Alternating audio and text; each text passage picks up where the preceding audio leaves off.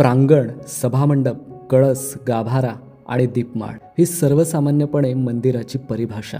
परंतु याला अपवाद आहे रत्नागिरी जिल्ह्यातले डुगवे गावातील हे लोटेश्वर मंदिर. बाजूला गर्द वनराई, खळाळून वाहणारा ओढा आणि ओढ्याच्या मध्येच एका जांभ्या दगडावर हे मंदिर उभारले आहे.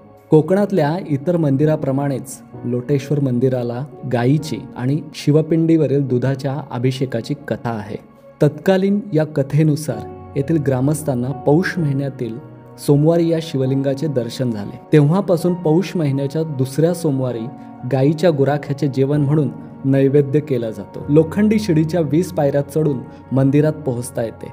मंदिराचे बांधकाम जांभ्या दगडात असून त्यावर गोलाकार घुमट आहे. ही भव्य शिवपिंड ही खाली असणाऱ्या अखंड पाषाणाचाच एक भाग आहे. असे हे एक पाषाणी लोटेश्वर मंदिर रत्नागिरी पर्यटनातील अनमोल अलंकार आहे.